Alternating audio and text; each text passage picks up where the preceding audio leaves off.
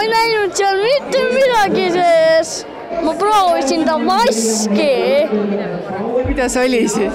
Päris raske. Ja mul on isegi südametükk. Tohoh, kus sa selle said? Siin mulle salli külge, kui ma kallistasin teda. Ja mis sa selle südamega siis selle tükikesega teed? Jätan selle alles. Neile saab pühapäeviti kaasa elada läbi teleri, kuid täna on maskis lauljad fännide jaoks päriselt käega katsutavad. Keda sina täna nägid? Mürakaru.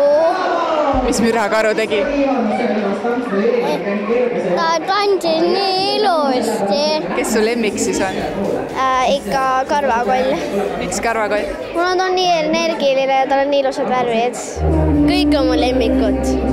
Rebane ja kulla. Ma ei tea, kõik on ägedad. Põhiline vist on meil jalgpall ja mis see teine oli? Mis sulle meeldib? Rebane. Rebane meeldib sulle. Miks sulle rebane meeldib? Ta on lahe. Leid sinust rebase fännid. Maskid on kaasas ja mis teil siin kõik kaasas on? Kas sina oled kõige suurem rebase fänn? Jaa. Miks sulle rebane meeldib? Kuna ta on äge. Kui suur väljakutse on kõiki neid kostüüme iga kord teha? No iga kostüüm on omamoodi väljakutse, sest see on ju kõik seotud ka nende inimestega, kes seal sees on ja niimoodi, et ikka tegelikult põhiline on see, et selle inimesega, kes seal sees on, temaga tuleb leida nagu hästi õige kontakt. Nii mitmedki maskid on juba langenud. Viimasena selgus, et Sfinksi maski all peitis end Kirsti Timmer. Need viimased heitlused on alati, et siis lapsed ka ikka lärmavad kaasa. Mask maha, jee, meie lemmik sai edasi. See nende entusiasm nagu tuleb endasse ka juba vaatad silm punnis peas, et väga lahe on. Põnev on, väga äge on. Maskisaate võlu peitub otse loomulikult selles, et keegi ei tea, kes maskide taga peitub.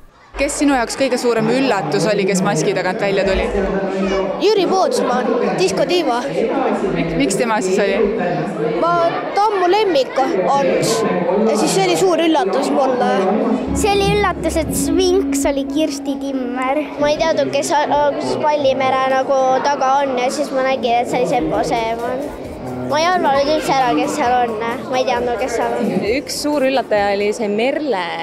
Et ma ei teadnud, et ta lisaks näitlemisele on ka laulmisega tegelenud, et väga-väga ilus oli. Ka täna veel anti panuseid, kes finalistide maskide taga peituda võiks. Ma arvan, et Mürakaru taga on Saara Pius ja teisi ma ei tea. Mis sa arvad, kes seal Mürakaru taga peitub siis? Ma arvan, et Kristel Aastad. Ta nagu on ka siuke energiline, kes liigub hästi palju ja oskab hästi laulda. Fännipäevale on otse loomulikult tulnud kokku suuri ja väikeseid. Me oleme selgeks saanud, kelle fännid siin koha peal on. Jääb ainult küsida veel üks küsimus. Kes võidab selle suure finaalsaate? Ma loodan, et Mürakaru. Rebane. Mürakaru. Ja ta arvan, et Mürakaru. Rebane. Ma arvan, et kas Mürakaru või Rebane. Üks neist peaks ikka võitma. Miks nemad? No neil on niisugune energiat täis ja laulavad hästi. Kes on need viimased 3 maskis lauljat ja kes võidab maskisaate, see selgub juba homme kell 19.30.